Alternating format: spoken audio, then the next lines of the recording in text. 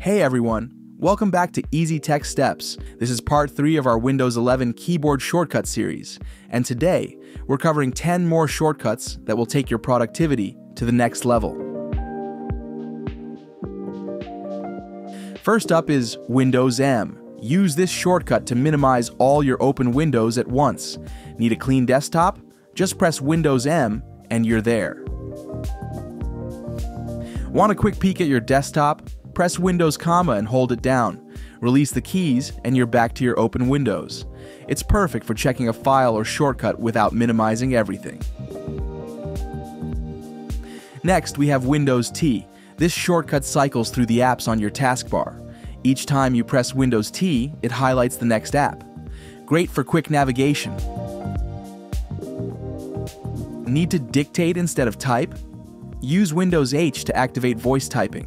It's a fast and accurate way to input text without lifting a finger. Here's a powerful one. Windows Ctrl D. It creates a brand new virtual desktop. Use this to separate workspaces. For example, one for work and another for personal projects.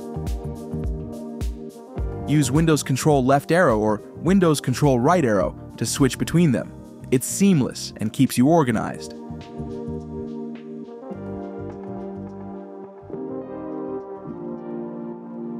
Want to close a virtual desktop? Press Windows Ctrl F4.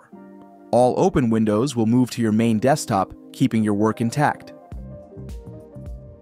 If you have multiple languages or keyboard layouts installed, you can switch between them using Windows plus space.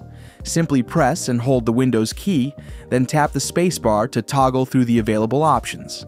This shortcut is incredibly useful if you often work in different languages or need specific keyboard layouts.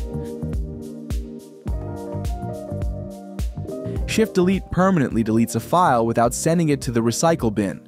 Only use it when you're sure you don't need the file anymore. Last but not least, Ctrl D. Use this in your web browser to instantly bookmark a page. It's a quick way to save important links for later. And that's it. These 10 shortcuts wrap up our series on Windows 11 keyboard shortcuts for beginners. You've now mastered 30 essential shortcuts across all 3 parts of this series. If you enjoyed this video, don't forget to like, subscribe, and hit the bell icon so you don't miss our upcoming tutorials. Thanks for watching, and I'll see you in the next one.